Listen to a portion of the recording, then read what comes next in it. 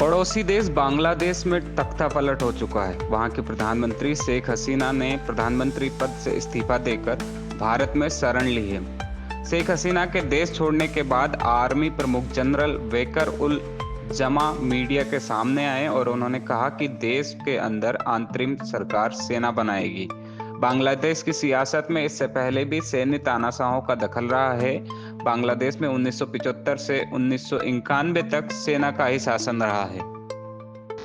अब सवाल उठता है कि आखिर तख्ता पलट क्यों हुआ। दरअसल बांग्लादेश में प्रदर्शन पिछले महीने तब शुरू हुआ जब छात्रों के एक गुट ने 1971 में पाकिस्तान के खिलाफ जंग लड़ने वाले सैनिकों के परिवारों को सरकारी नौकरियों में दिए जा रहे 30% आरक्षण को खत्म करने की मांग उठाई थी। हिंसक विरोध प्रदर्शन के बाद यह मामला सुप्रीम कोर्ट में पहुंचा और सुप्रीम कोर्ट ने यह आदेश दिया कि पूर्व सैनिकों के परिजनों का आरक्षण घटाकर 5% किया जाना चाहिए और 93% नौकरियां मेरिट के आधार पर दी जानी चाहिए। बाकी 2% का कोटा जाति अल्पसंख्यकों, ट्रांसजेंडर और विकलांग लोगों के लिए रखा जाए।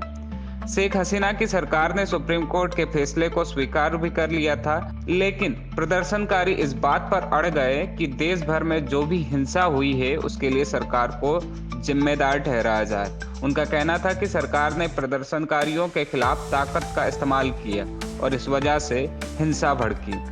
इस दौरान प्रदर्शनकारी लगातार इस्तीफे की मांग कर रहे थे। शेख हसीना उसके लिए तैयार नहीं हुई।